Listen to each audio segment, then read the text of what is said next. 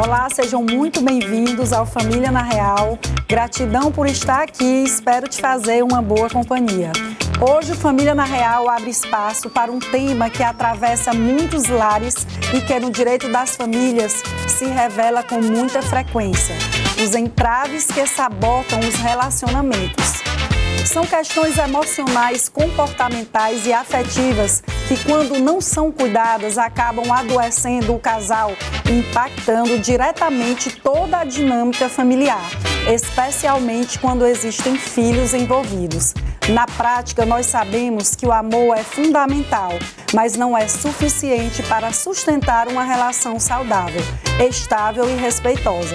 Os conflitos não enfrentados, os silêncios, os padrões aprendidos na infância e as dificuldades de comunicação podem fragilizar os vínculos e gerar repercussões profundas nas relações parentais. Começa agora o Família na Real e é na TV Cidade Verde.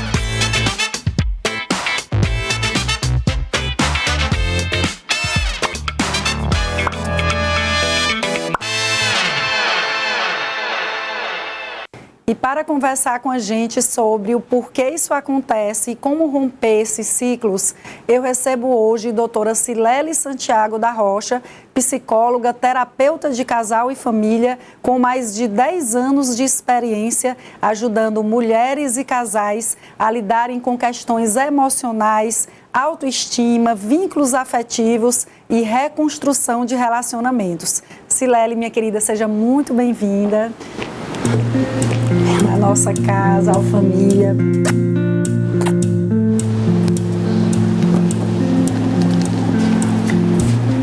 Queria agradecer imensamente por você estar aqui. Fico muito feliz de você retornar, sinal que gostou, que gosta. E nós também somos muito gratos por você trazer temas tão importantes que você lida, né, com eles na sua atuação como psicóloga e compartilhar seu conhecimento, que é valoroso aqui para a família. Muito obrigada. Eu que agradeço, já estou me sentindo em casa. Nossa, é um prazer estar aqui.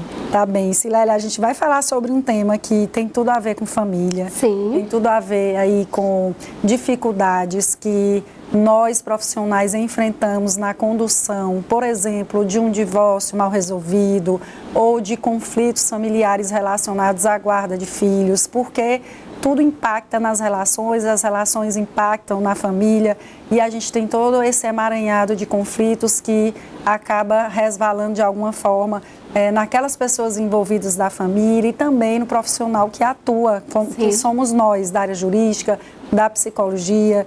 E aí eu queria já começar perguntando se o relacionamento ele começa a adoecer de repente ou existem sinais? Olha, assim, o relacionamento ele não costuma adoecer de repente, né? Ele deixa de ser recíproco, deixa de ser funcional aos pouquinhos. A questão é que muitos ignoram sinais porque acreditam que não são importantes, como por exemplo, né? Eu percebo muito isso.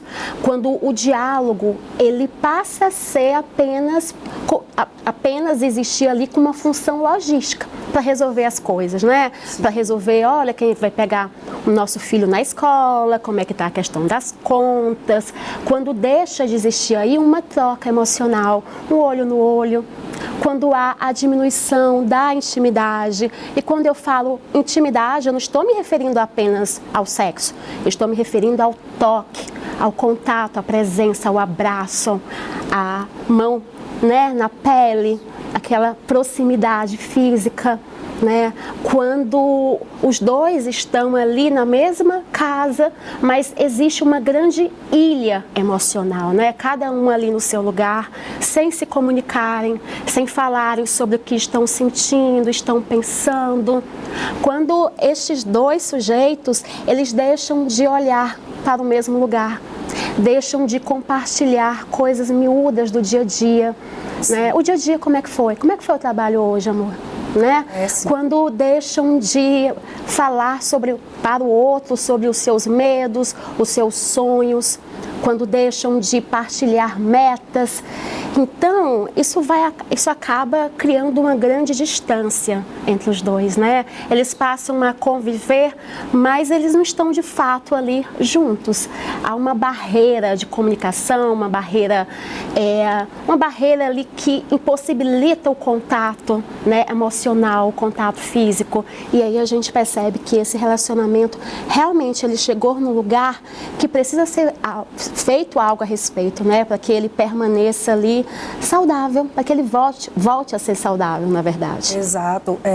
E quando a gente diz volta a ser saudável, Silele, não significa automaticamente que exista uma volta. Não obrigatoriamente. Pelo contrário. Então, Sim. quando a gente fala disso, e é isso eu falo porque eu atendo pessoas que já estão naquele momento da ruptura, seja de uma união estável, seja de um divórcio.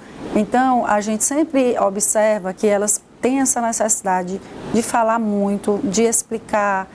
Não é um atendimento voltado somente para a área jurídica. Sim. E quando você fala de sinais, isso é muito importante, porque, de fato, a gente observa que essa ausência de comunicação ou essa comunicação que não é satisfatória, ela passa a ser somente da rotina da casa, né? Como você disse, sobre o filho, sobre a casa, sobre as questões, né, familiares, e o casal às vezes até evita, né, quando ele tem determinada situação que eu já vi, principalmente a mulher, que ela tem esse receio de sair da relação, ela tem medo, ela tem dificuldade, por várias questões, ela evita até de falar, de fato, né? E aí ela só externa ali para o parceiro questões, vamos dizer assim, domésticas pontuais, mesmo, né? Para resolver algo ali da logística do casal. Exato. É isso mesmo que acontece. Então, eu acho que esses sinais,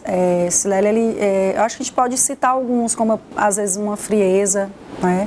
Frieza em relação um ao outro, a questão até de... Isso vai variar muito como é que era a vida do casal. Sim. A questão da observação, de repente você tinha um parceiro que ele prestava muita atenção em você, até uma coisa simples, assim, cortei o cabelo, ele observava e de repente não observa mais, não está mais atento a hora que você chega, a hora que você sai. Eu acho que um carinho, por exemplo, existe aquele marido, o meu, por exemplo, ele é muito carinhoso, sempre que eu chego, que eu saio, ele, não falou comigo, não me deu um beijo, e de repente isso não existe mais. É normal que ocorram mudanças na relação, né?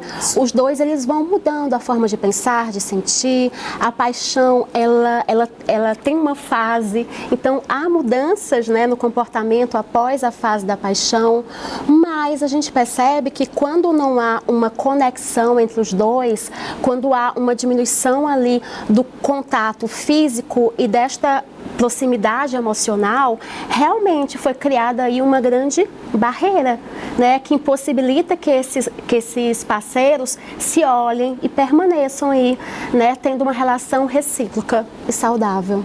Isso, Silele, você como terapeuta de casal também, você observa que os casais têm essa dificuldade de falar sobre o que lhes incomoda, de modo geral, não é? Sim. Por que você acha que acontece isso? Olha, por vários motivos, né? Primeiro, assim, a questão do medo de conflito. Então, muitas pessoas, elas nasceram, viveram em famílias onde falar era falar sobre o que você sentia, né? Discordar era sinal de briga, né? Quando a pessoa ela falava sobre o que a incomodava, ela recebia ali de um dos cuidadores ou punição ou silêncio. E ela acaba crescendo com muito receio de receber o mesmo do parceiro, né? Então, muitas vezes não há essa comunicação do incômodo por medo mesmo de entrar em conflito. Uma outra questão, um outro ponto é a inibição emocional. Então, várias pessoas têm uma dificuldade enorme de acessar as próprias emoções e entender o que é que está por trás do seu sentir. Chega pessoas na clínica, né, que não conseguem identificar o que é que eu estou sentindo mesmo, isso é raiva, isso é medo, qual é mesmo a minha necessidade na relação. Então, se a pessoa não consegue entender o que é que ela precisa do outro, ela não consegue comunicar esse incômodo. E por que isso acontece? Vem lá da infância também. São pessoas que possivelmente cresceram em famílias onde não teve ninguém, né? Nenhum dos cuidadores chegaram e perguntaram, bem, me diz, o que é que você está sentindo? Me fala, o que é que você está pensando? Então essa pessoa, ela não é familiar para ela falar sobre as suas emoções. Então quando não é familiar, é difícil comunicar, né? De vez em quando eu tenho que fazer treinamento também de identificação de sentimentos, de necessidades, para que haja uma comunicação. Eu pergunto para os parceiros, bem, o que é que você de fato precisa do outro? Ele não sabe responder. Ele começa fazendo várias críticas. Tá, mas de fato, eu sei que você tem isso e isso que desagrada, mas na verdade, o que é que você espera do outro? E a gente qual é o verdadeiro incômodo? Porque muitas vezes eles chegam para mim dizendo o seguinte, olha, tá, eu estou incomodada com ele porque ele não me ajuda a lavar a louça, né? Eu deixo a louça ali, mas ele nunca ajuda. Na verdade, a questão não é a louça. A questão é que aquela mulher, ela não está recebendo a atenção do parceiro.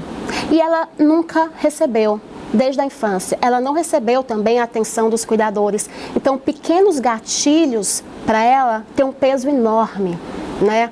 Para uma outra pessoa que passou por um outro tipo de experiência na infância com seus cuidadores, é muito mais tranquilo não receber a atenção e ajuda em determinadas situações do dia a dia. Então, o primeiro passo é entender, de verdade, é a louça? Qual é a necessidade mesmo? Né? O que é que eu preciso? Qual é a minha carência nesse momento? Para depois comunicar. E uma outra questão, né? Eu falei sobre medo de conflitos, falei sobre inibição emocional, é também algumas crenças, né? Crenças aprendidas, crenças do tipo, eu preciso aguentar. Eu preciso aguentar. Se eu falar isso para ele, ele vai me abandonar. Né? Pessoas que possivelmente também passaram por momentos ali de rejeição, de abandono, né, anterior. Ou também, uma outra frase muito frequente é, bem, se eu falar, se eu mostrar minha dor, isso vai sinalizar que eu sou fraca, que eu sou fraco. Né? Então também tem algumas crenças que dificultam essa comunicação do incômodo, né, para o parceiro. Silele, a gente vê que, assim, um percentual muito alto de conflitos, inclusive quando a gente estuda a comunicação não violenta, as técnicas que entre elas está você realmente expor a sua real necessidade, seja em qualquer relacionamento, seja até ali na educação parental. Muitas vezes você reclama com seu filho, reclama e não diz o que é que de fato você quer. Então a gente vê que muitos conflitos eles surgem pela ausência dessa expressão da necessidade, né? Como você diz. Então, muitas vezes os parceiros, eles não querem dizer o óbvio, como a gente fala. E são tantas questões que permeiam a sua fala, como essa questão da necessidade, como uma questão até intergeracional. Eu falo isso porque eu cresci com meus pais e meus pais são de outra geração. E a minha mãe, ela não tinha esse hábito de, como você disse, de discutir, né? Ela tem aquela questão de homem provedor, aquela hierarquia. E ainda existe muito isso também em muitos lares, que a mulher não quer falar, a mulher se sente acuada, ela se sente até que está desafiando o marido. E a gente vê, inclusive, mães atualmente, elas aconselham a filha assim, minha filha, não fale, olha, é o seu marido, é o pai dos seus filhos, não é? Às vezes até uma mulher que sofre violência psicológica, violência física, ela insiste em dizer para a filha, permaneça casado, isso é normal. E aí a gente precisa quebrar esses padrões, quebrar esses tabus, não é isso, Silele? Porque é perigosíssimo. Muito, isso que você falou realmente é muito frequente. Então eu atendo várias mulheres que passam por situações de violência e que permanecem na relação por vários motivos, dentre eles essa crença de que precisa tolerar, aguentar. Né? É uma crença que foi repassada, né? Lá pela mãe, pelos cuidadores, de que, bem, ruim com ele, pior sem ele. Então, aguente firme, né? Pense nos seus filhos, pense em várias outras questões. Aí, quando a gente fala em pensar nos filhos, é uma pergunta a ser feita, bem, para o filho, realmente é melhor estar com uma mãe, uma pai e presenciar violência contínua realmente é melhor para os filhos? Penso eu que não. E observando casais, crianças e adolescentes, a gente consegue perceber isso, né? Que as crianças, elas conseguem se adaptar. Os pais vão continuar sendo pais, né? O sofrimento é maior quando ela convive num ambiente onde há violência de todos os tipos, porque a gente pensa que ela não entende, mas ela entende. E isso acaba deixando marcas nessa criança, que vira um adulto, né? E transfere o que ele aprendeu sobre amor ali com os seus pais para o seu parceiro amoroso. Cresce acreditando que, tudo bem sofrer violência, tudo bem eu me autossacrificar pelo outro, né? Então essa não é uma boa mensagem a ser repassada para os filhos. Silele, a gente falou aqui sobre padrões, né? A gente ouve muito essa fala de repetir padrões, né? E de fato, padrões da infância realmente influenciam o jeito de amar? Totalmente, né? Aquilo que eu vivi na minha infância acaba refletindo na minha linguagem do amor, né? Como eu entendo o que é o amor e como eu vivencio o amor. As pessoas, elas costumam ter um padrão de escolha amorosa, né? Nós buscamos aquilo que é familiar, de forma inconsciente. Então, aquela pessoa que viveu num lar, e os pais, eles eram desatentos, eles eram distantes, eles não eram muito afetuosos, eles não abraçavam, ela tem uma tendência a se sentir mais atraída por parceiros distantes, frios, né? Isso de forma inconsciente. Aquela pessoa que vivenciou um ambiente onde foi muito criticada, ela cresce, né, buscando a aprovação do outro, ou acreditando que ela não consegue fazer ou viver sem um outro ali presente, né? E também acaba permitindo que qualquer um se aproxime, porque ela cresce acreditando que tem algo de errado com ela. Então, quando não há um amor próprio, isso acaba possibilitando que pessoas que não te preenchem e que não tenham com você um relacionamento recíproco se aproximem, né? O amor próprio, ele age como uma barreira de proteção, deixando que as pessoas que somem na sua vida, elas se aproximem de você. E quando isso não está ali presente, há uma possibilidade maior de vivenciar relacionamentos abusivos, né? E ao contrário disso, quando você vive ali numa família onde há atenção, amor, afeto, você olha e entende que o amor é seguro, que você pode se aproximar e que só vale a pena permanecer ao lado de alguém que te dê atenção, que te dê afeto, que realmente tenha com você um relacionamento recíproco.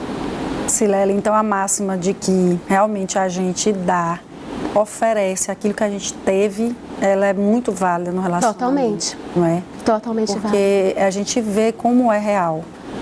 Aquelas pessoas que realmente cresceram em um ambiente, inclusive quando se estuda até psicologia forense, né? Até no caso do serial killer, daquelas pessoas que matam, daquelas pessoas que realmente praticam violência, que você vai analisar, como a gente já viu até em filmes, mas que é real, é verdade.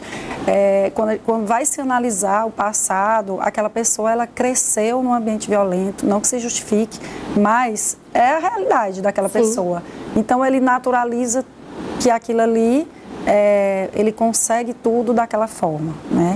E não sabe amar, não sabe dar carinho, e isso eu estou dizendo uma situação extrema. Mas uma situação mais, vamos dizer ali, aceitável, de pelo menos uma pessoa mais fria, mais distante. Ela não teve realmente amor, carinho, afeto dos pais, principalmente daquela núcleo familiar, não é isso?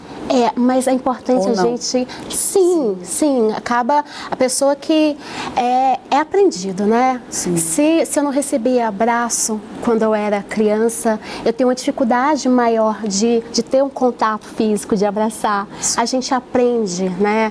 É estranho, não é familiar abraçar, tocar, né? Então a gente vai aprendendo a como lidar com determinadas situações e também a vivenciar o amor. Exatamente. Pois a gente volta já já E vamos agora para um rápido intervalo e voltamos já.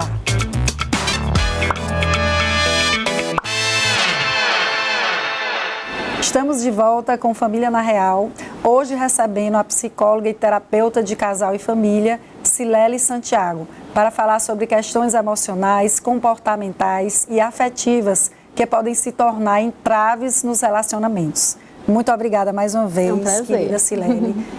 O nosso programa está bastante rico, importante, tratando aqui sobre relacionamentos que impacta toda a família, que impacta as relações, que impacta o presente, o futuro e questões emocionais importantíssimas. E agora a gente vai falar de um tema que é muito polêmico, Sim. mas que eu quero muito ouvir você como psicóloga, como profissional, que recebe pessoas e casais aí sempre, e sobre a traição. Se ela é sempre consequência de um relacionamento ruim, ou existem outros fatores envolvidos, porque aquele traidor, traidora é sempre ali apedrejado, vamos dizer assim. Mas será se esse relacionamento, essa traição é sempre ocasionada por um relacionamento ruim? Se justifica-se uma traição? Olha, a gente explica, não justifica. Certo, tá? certo. A gente explica a traição. Existem vários fatores, na verdade, que podem contribuir para que haja ali uma infidelidade. Alguns fatores emocionais, por exemplo, como uma necessidade do sujeito de buscar novidade, né? De vivenciar a fase da paixão. A gente sabe que é uma fase, né? Existe também uma maior probabilidade daquela pessoa que tem uma baixa autoestima trair. Porque ela necessita, ela busca ali, numa relação extraconjugal, uma validação, se sentir importante. Né? Um outro ponto também é a questão assim, da carência emocional. Algumas pessoas têm uma necessidade constante de ser validado. E aí busca essa validação em uma outra pessoa, né? Tem também questões sociais, né? Crenças, às vezes, muito permissivas sobre infidelidade. Existe também um contato muito grande, várias possibilidades hoje com a rede social, né? Que também possibilita o sujeito a ter mais contatos, né? Tem algumas características do próprio sujeito e da personalidade que podem fazer com que ele também esteja mais propício a trair. Aquelas pessoas mais impulsivas, aquelas pessoas que têm uma menor tolerância à frustração, né? Tem questões também relacionais, que tem a ver ali com a dinâmica do casal, né? Por exemplo, quando há uma diminuição da intimidade, uma diminuição ali do toque, daquela presença física, quando existe uma grande barreira emocional, quando existe um acúmulo de mágoas. Então, existem vários fatores, inclusive fator biológico, busca de dopamina. Né? O cérebro, ele busca um novo, o risco. Isso acaba gerando aí uma liberação maior de dopamina. Então, tem vários fatores, né? Fatores sociais, relacionais, pessoais, biológicos, que podem aí acabar fazendo com que haja aí uma infidelidade. Né? A questão não está só na relação, não só na parceria. É isso que eu ia dizer, porque você citou algumas causas que têm a ver, sim, com uma relação que não está bem. Sim. Como, por exemplo, a carência, como, por exemplo, a busca dessa validação que ela pode não estar tendo na relação. Mas tem outros fatores que não têm nada a ver com a relação. Exatamente. Como, por exemplo, essa questão da própria personalidade. Né? Tem pessoas que realmente traem, não sabe ter um único parceiro. A gente sabe que hoje tem relações e tem, vamos dizer ali, famílias que eles por acordo, eles aceitam, né, essa questão de um estar com outra pessoa, que a gente nem considera traição, porque traição, como o próprio nome diz, isso, eu ia falar justamente não isso. sabe, né? Então, assim, entre eles ali mesmo, eles têm esse relacionamento aberto, vamos dizer assim. Mas, excetuando essas situações, assim, o que a gente chama ali de normal entre o casal é que exista essa cumplicidade, essa lealdade, essa fidelidade.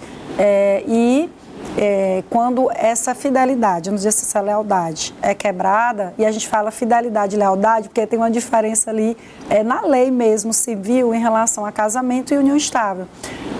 E a gente vê que quando isso é quebrado, sempre vai existir um sentimento muito ruim em relação àquele que foi traído. E muitas vezes ele não compreende, né? Então imagina uma pessoa que foi traída e não tem nada a ver com relacionamento. Na cabeça dela, não, o meu relacionamento estava bem, sem falar também da questão de não enxergar os sinais. Vamos supor que não tenha tido realmente sinais que o relacionamento estava bom, a princípio na cabeça dela, mas houve a traição.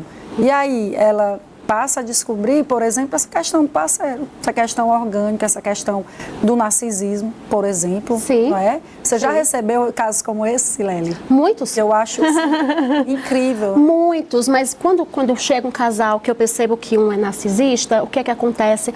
Eu não costumo dar andamento. Sim. Né? Por quê?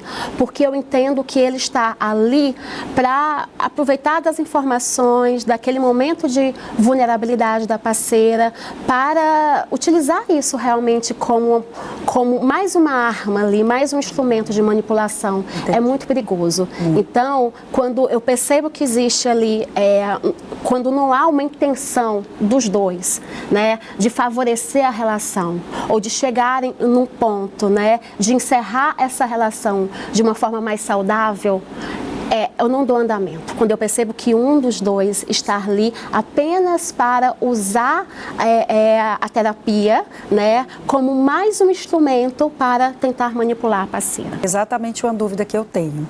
Por que algumas pessoas elas têm mais dificuldade de se manter fiéis do que outras? Você falou aí de alguns padrões, de questões da personalidade, mas eu queria que você detalhasse melhor. Porque a fidelidade, ela não é apenas uma questão moral, ela é também uma competência emocional, né? Então, para que haja essa competência emocional, alguns fatores têm que estar ali presentes, como, por exemplo, o autocontrole. Então, as pessoas mais impulsivas, elas são mais propícias, né, a cederem aos impulsos do momento. Né? E além desse autocontrole, é importante também ter uma boa capacidade de autorregulação, de regular aí o tédio, de ter uma boa tolerância à frustração, né? Para que não tenha uma tendência a buscar de forma contínua o novo. É preciso também que esteja presente, para que haja essa competência emocional, maturidade, para sustentar acordos, né? É necessário uma responsabilidade emocional, uma capacidade de ter intimidade com o parceiro. Porque muitas pessoas têm dificuldade de aprofundar relações. Elas permanecem ali em relações rasas, né? Por vários motivos, né? Então, como eu te falei, é uma competência emocional. Então, a pessoa, ela é fiel não apenas porque ama o parceiro, mas por questões de valores, né? Porque questões de princípios, porque tem algumas competências, né? Ela consegue se regular, ela consegue se controlar, ela tem responsabilidade com o parceiro, responsabilidade emocional, e ela tem a capacidade de aprofundar a relação. Ela se sente confortável quando ela chega num lugar em que há uma grande conexão, né? Então, realmente é uma capacidade emocional. E a gente vê que essas pessoas que estão nessa situação aqui, que elas têm mais dificuldade de se manter fiéis, elas muitas vezes acham que estão certas, né? Elas estão fazendo, eu não sei se é o caso narcisista, mas eu acredito que tenha também o transtorno dessa forma, que ela faz e ela faz aquilo de uma forma tão natural, tão comum, que ela não acha que está errado. Sim. Eu conheço pessoas assim. Eu conheço várias. Então, várias pessoas, na verdade, chegam, né, no ambiente clínico e muitas se arrependem, né, e querem realmente reconstruir uma relação e a gente consegue fazer isso quando os dois querem. Sim. E quando a gente trabalha determinadas estratégias juntos. Mas muitos não se arrependem porque tem crenças muito permissivas sobre infidelidade, né? Acreditam, bem, eu posso, né? Eu posso. Muitas vezes tem um filtro, um sentimento de grandiosidade. Eu posso, né? Para mim é permitido. Então, porque eu faço isso pela minha parceira, eu faço aquilo, né? Porque eu sou homem, Isso. né? Então, tem várias crenças que fazem com que esse sujeito, ele acredite que, bem, ele pode ser infiel, né? Então, ele não se sente culpado por ser infiel. Eu penso que é difícil trabalhar essa situação, né? Ela é bem desafiadora, assim, como profissional. Sim, sim. Agora, quando essa crença ela é muito enraizada, realmente a gente percebe que o sujeito não vai mudar. Exatamente. Né? E nesse caso, a gente precisa trabalhar com a verdade. Então, eu já trabalhei casais, né? Eu sempre faço. A primeira sessão é uma sessão com os dois. Aí, as sessões seguintes, uma faço com um parceiro e o outro faço com outro parceiro. Sim. Temos um acordo na terapia de casal que não existe segredos, né? Então, muitos chegam para mim e dizem, olha, eu traí. Então, eu sempre falo, para a gente poder... A tua parceira sabe? Não. Pois ela precisa saber. Se ela não saber, a gente não vai dar andamento na terapia de casal, porque aqui a gente precisa trabalhar com a verdade, né? E muitos, assim, preferem, então, não falar, e aí a gente encerra a terapia. E alguns falam, mas não se sentem realmente mobilizados para mudar o comportamento. Dizem, olha, eu quero manter a minha relação, mas eu não quero terminar, né, a minha relação extraconjugal. Né? Eu acredito que eu consiga levar as duas. Como eu já venho levando. Como eu já venho levando, né? Isso pode funcionar para você, mas não funciona para a sua parceira. Na terapia de casal, eu tenho que olhar para os dois, para a dinâmica da relação. Então, se não existe essa vontade, essa mobilização, realmente é melhor deixar isso muito claro, né? Ali para os parceiros. Entendi. Muito desafiador. Muito. Informações que eu não sabia de jeito nenhum. Então, por que algumas pessoas traem mesmo afirmando que amam o parceiro? Que é o inverso do que a gente conversava. Ok. Porque amar não é o suficiente. Muitas pessoas, de fato, amam, mas não estão preparadas emocionalmente para ter um relacionamento profundo com uma outra pessoa. Amam, mas têm feridas emocionais que a anestesiam, né? Que as impede de manter uma relação profunda com uma outra pessoa. Sim. Amam, mas têm baixa autoestima e necessita de um outro. É como se a traição funcionasse como uma injeção de valor. Precisa o tempo todo se sentir paquerado, paquerada, né? Se sentir importante, interessante. Precisa do olhar de uma outra pessoa. Veja como é complexo, né, Silele? Porque a gente até escuta aquele jargão, ou melhor, aquela fala da pessoa que é traída, por exemplo, e diz: que amor é esse? Que forma de amar é essa? Que você me trai, que você está com outra pessoa. E aí a gente vê que muitas vezes não é a falta de amor. Não é. São essas questões você colocou muito além disso, não é? Que vem às vezes dessas crenças. Então eu escuto isso, eu já escutei muito isso. Eu amo a minha parceira, mas eu não consigo ser fiel. Eu não consigo, né? E aí a gente vai entender o porquê. Então tem muito disso que eu falei para você. Tem dificuldade também de ter intimidade.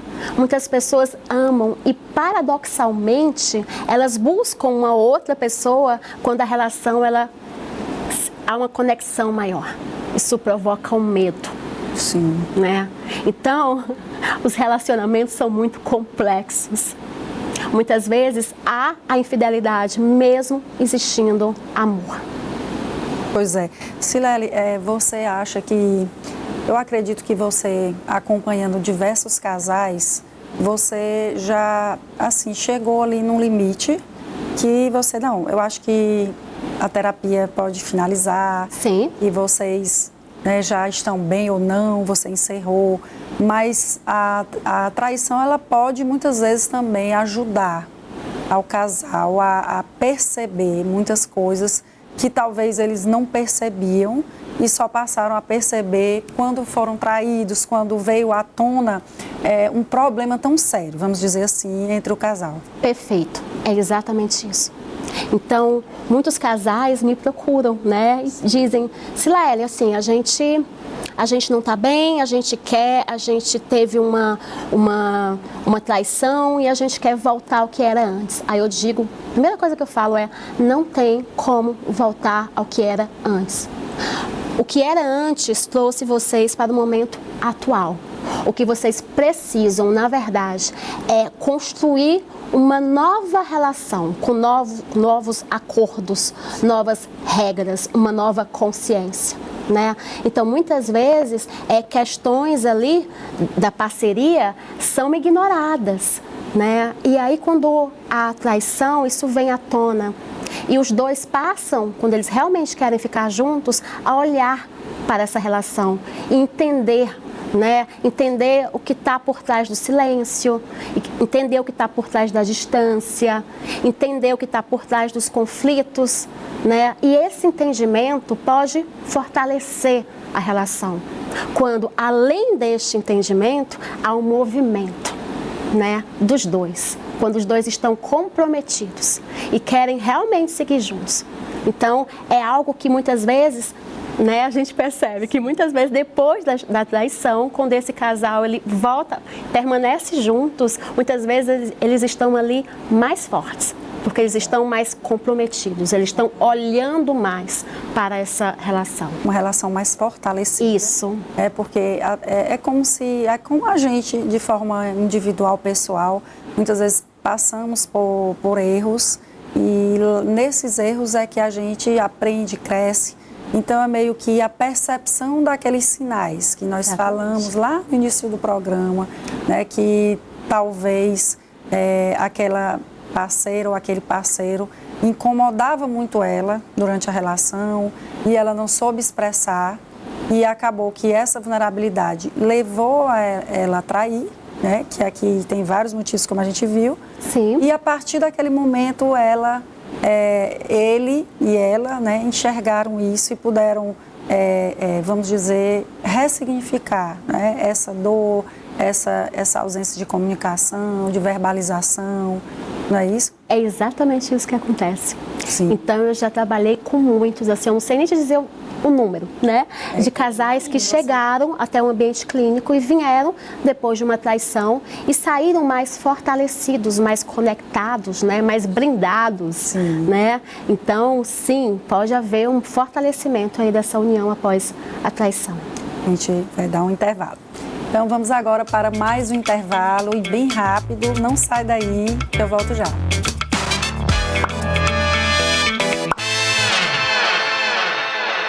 Família na Real está de volta, hoje recebendo a psicóloga e terapeuta de casal e família, Cilélia Santiago, para falar sobre as questões emocionais que acabam se tornando empecilho nas relações. Cilélia, muito obrigada mais uma vez por estar aqui, por sua atenção, sua disponibilidade, por mais uma vez estar aqui, você já é da casa. Me sinto e casa. Eu fico muito feliz porque você traz os temas de forma muito leve, de forma muito inteligente e trazendo situações práticas que a gente ouve realmente no dia a dia, eu na minha área. Então, assim, o que a gente está conversando hoje são dúvidas que eu tenho certeza que a sociedade tem, que os casais têm. Então, obrigada de coração. Volte sempre. Sempre que convidada eu irei estar aqui. Sim, não será por falta de... É um prazer. Então, Cilélia, a gente vai continuar nesse tema, sim, que a gente encerrou, traição, que é um tema sempre muito polêmico, sim, mas como a gente percebe, tratando com uma profissional, como você, psicóloga, terapeuta de casal, como é um tema que tem muita complexidade, tem muitas questões envolvidas, nuances, né? E aí, eu queria trazer uma pergunta agora que todos devem estar se perguntando. Como o casal pode começar uma reconstrução depois de tanta dor?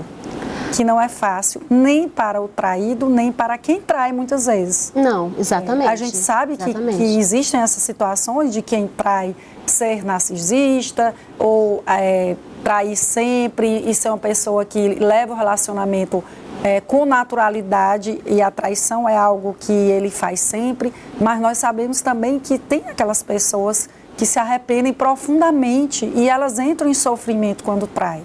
Sim. Bem, a traição, ela provoca aí uma quebra de confiança, né?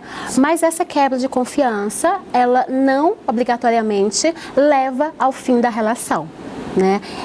Isso vai depender muito de como o casal ele responde, como os dois aí eles se mobilizam após essa traição, né? Sim. E eu sempre costumo dizer que assim tem um papel ali que a pessoa que traiu deve assumir e que a pessoa traída também deve assumir, né?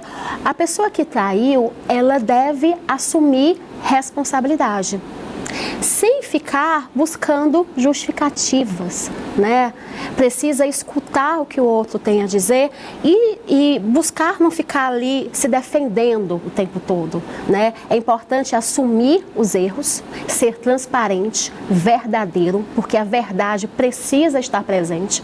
Quando a verdade não está presente, né? Quando ela não é dita, o que é que acontece? A pessoa traída, ela fica preenchendo aquelas lacunas, aqueles espaços vazios, né, com possibilidades. Bem, acredito que ocorreu isso. Foi isso então. Ela coloca ali naqueles espaços vazios as piores hipóteses, né? Então é importante que a pessoa que traiu, ela realmente seja verdadeira, né? Ela se responsabilize pelas suas ações. Sim. E a pessoa que foi traída, ela precisa ter espaço para falar sobre a sua dor, sem medo, sem vergonha, sem se sentir culpada, porque nós sabemos que existem fatores da relação também que acaba favorecendo a traição, mas é uma escolha do outro. A pessoa que foi traída não deve se responsabilizar, não deve se sentir culpada, né? Sim. E ela também deve entender e impor limites claros se ela quiser permanecer nesta relação. Eles devem estabelecer novas regras, né?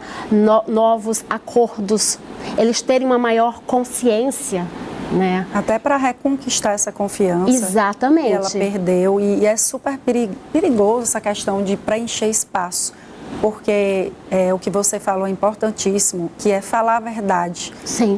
De como aconteceu, porque tem pessoas que querem saber tudo, por mais que doa. Sim. E se ela não souber a verdade, às vezes ela começa a preencher e sofre ainda mais. Exatamente. E se torna mais difícil esse perdão. Exato. Ainda, não é? Uma construção da confiança. Para construir a confiança é necessário que a verdade esteja presente, né? Toda ela.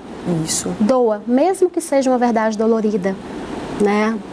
Depois que essa verdade ela seja contada, é mais fácil após disso adquirir uma confiança de que, bem, ele realmente está sendo verdadeiro comigo, então eu posso confiar a partir de agora, se eu ver que ele realmente está disposto a mudar. Quando essa verdade ela não é dita, é difícil para o outro, né, para a pessoa traída, acreditar que vai haver uma mudança ali, né? Porque a pessoa ela só muda se ela assume, se ela entende o que ela precisa mudar. Então, se ela não sinaliza para o outro que, bem, eu errei isso, eu preciso mudar nisso, como é que o outro vai entender que de fato vai haver uma mudança?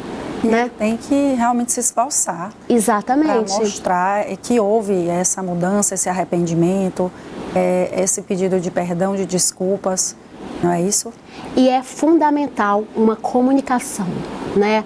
Uma comunicação verdadeira ali. Quando eu falo de comunicação, não é falar apenas sobre a traição e preencher essas lacunas, né? É também falar principalmente sobre a relação. O que é que a gente precisa fazer juntos, né? O que é que não foi dito? o que me levou a fazer isso. O que me levou a fazer isso também. O que eu senti quando eu fiz isso. Exato. Tudo isso precisa ser falado, precisa ser trabalhado, né? As coisinhas miúdas do dia a dia que geram conflitos, também é preciso olhar para elas, né? Aquilo que a gente falou há pouco, que muitas vezes após a traição, esse casal ele pode fortalecer vínculos, sim, quando realmente você vistoria aí a sua história, a história do casal, procura entender bem, até esse ponto a gente conseguia trabalhar e agir desta forma. O que aconteceu após esse ponto? Sim. Né? O que foi? O que foi que gerou essa distância, essa falta de conexão, né? E como é que a gente pode fazer para, a partir de agora, a gente agir de uma outra forma em prol da nossa relação? Silele, eu vejo muitas pessoas que passaram por isso. Isso eu quero te perguntar como profissional, se realmente é necessário virar essa página depois que tudo isso é dito.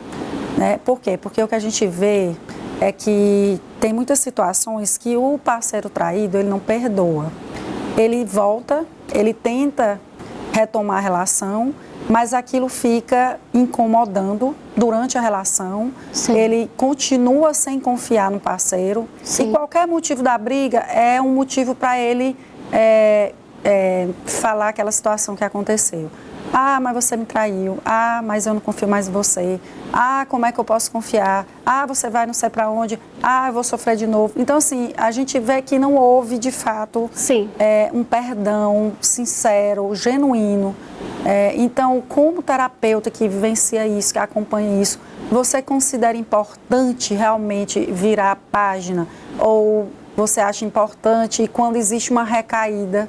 Eu vou dizer assim, eu vou chamar assim, porque não é fácil aquela pessoa traída, ela perdoar, ela agir, como você disse, como se nada tivesse acontecido. Como você disse, nunca vai voltar a ser o que era. Mas é importante retomar esse assunto, de vez em quando ela estiver incomodada, ou não? É melhor ela exaurir tudo ali com você, por exemplo, com a terapeuta, e depois não falar mais disso, vamos seguir em frente e pronto. Olha, não é pergunta simplesmente... Difícil, né? Não, é uma pergunta ótima. Complexa, mas ótima. Mas assim, é importante, não é simplesmente seguir em frente. Certo. Né? Porque se eu simplesmente seguir em frente, quando eu chegar lá na frente, pequenos gatilhos vão fazer com que eu fique insegura, com que eu olhe para o meu parceiro de forma desconfiada. Exato. Né? Então, esses gatilhos, eles vão ficando menorzinhos com o tempo. E é perigoso, porque isso pode gerar mais atrito e pode gerar ainda mais distanciamento entre os parceiros. Então é importante que isso seja trabalhado, né? E nesse ponto, nesse caso, a terapia ela é de fundamental importância para que os dois eles consigam olhar para si, porque muitas vezes assim é preciso olhar para a relação, é preciso olhar para o parceiro, mas eu também preciso olhar para mim, para as minhas questões, né? O que está fazendo com que determinadas questões tenham um impacto tão grande sobre mim, né? Muitas vezes aquela pessoa também já passou antes por situações de abuso que fizeram com que ela ficasse desconfiada, né? E pequenos gatilhos hoje são suficientes para que ela vivencie aquele momento de abuso. Então, assim, é importante que os dois, eles trabalhem realmente a relação olhando, né? Olhando para essa relação, entendendo os entraves, entendendo também o que é que aconteceu que chegou a esse ponto da traição, né? Os dois, eles precisam se colocar num lugar de muita vulnerabilidade. Sim. É a vulnerabilidade, é o olho no olho. Ou seja, é o mostrar. Como recuperar essa confiança? Essa confiança, ela precisa ser recuperada, né? Isso. Então, ela precisa ser recuperada para que esse relacionamento ele se fortaleça, né? Para que pequenas coisinhas do dia a dia não gerem rupturas e não façam a conversa escalar. Sabe quando você escala? Quando a gente tem uma briguinha ali, mas aí você fala sobre aquela briga e depois, mas você me traiu. Aí você já leva para um outro lugar. Exato. Você começa a escalar. Então, para não escalar essa discussão, né? Realmente, esse sentimento precisa ser trabalhado. A confiança precisa ser restaurada. Sim. Silele, quando você acha que vale a pena insistir ou quando é hora de encerrar, realmente? Olha, essa é uma pergunta de 1 milhão. Então, algumas perguntas precisam ser feitas, né? Se a resposta for sim, acho que vale a pena continuar, né? Você deve se perguntar, bem, existe verdade na nossa relação? Hoje ela é pautada na verdade? Existe diálogo, né? A gente consegue comunicar de forma assertiva o que a gente pensa, o que a gente sente? Existe um compromisso mútuo, né, para fazer as coisas darem certo? Existem sonhos, projetos, há uma tensão, né, dos dois de manterem esses sonhos e esses projetos? Silele, porque a gente parte do pressuposto que o amor existe. Sim. Então, a primeira coisa, inclusive a gente começou o programa dizendo, somente o amor não é suficiente. Exatamente. Então, a gente parte desse pressuposto, Exatamente. porque às vezes nem amor não tem mais e eu acho que nesse momento não vale a pena. Não, nesse momento não vale a pena. Mas a partir do momento que existe esse amor, a gente parte para todo o resto que você está falando, que é fundamental. Que é fundamental. Diálogo, Isso. entendimento, respeito, parceria, Isso. apoio, compromisso, responsabilidade emocional. Exato. Agora, mas se o amor não existe mais, Sim. então talvez, né, seja hora de seguir em frente. E também é hora de seguir em frente quando há violência de todos os tipos.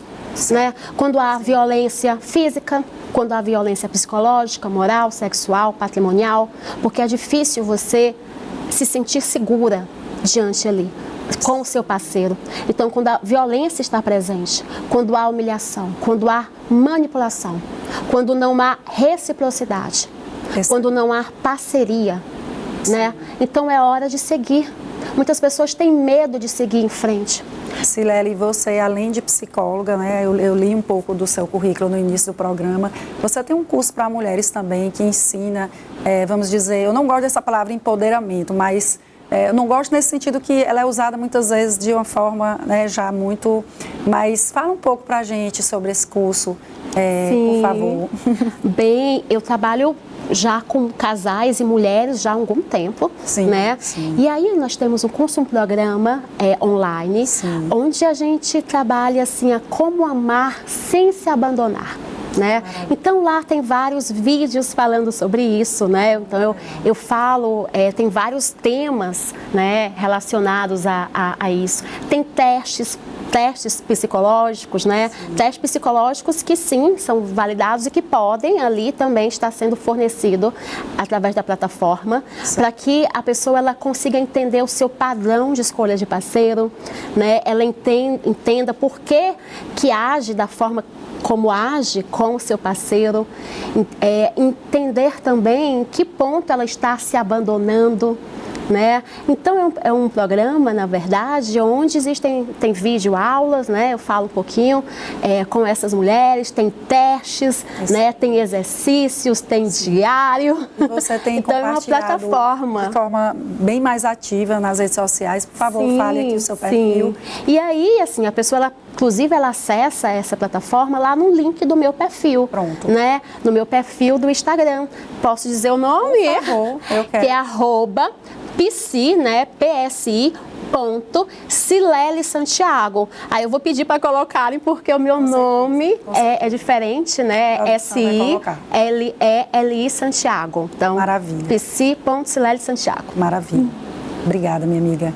Então, quando falamos dos entraves que sabotam uma relação, não estamos falando apenas do casal. Estamos falando de todo o sistema familiar que se forma ao redor deles.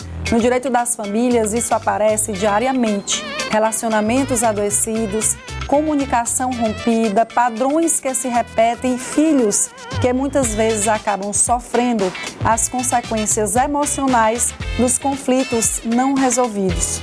Hoje ficou ainda mais claro que o amor é base, mas não é estrutura para que uma relação exista de forma saudável. É preciso responsabilidade afetiva, maturidade emocional, diálogo honesto e a disposição de olhar para as próprias feridas antes de apontar as do outro. Que cada pessoa que nos acompanhou possa refletir sobre seus vínculos com mais consciência, mais respeito e mais verdade, entendendo que cuidar da relação é também cuidar dos filhos, da história e do futuro emocional da família. Silele, muito obrigada mais uma vez por estar aqui. É sempre maravilhoso a gente conversar sobre temas tão importantes. Volte sempre, como eu disse. Muito obrigada, sempre convidada, como eu já falei, estarei aqui, é um prazer. E a você que está assistindo aqui o Família na Real, muito obrigado e lembre-se, no coração de cada família existe uma história a ser contada. Cuide bem das suas relações.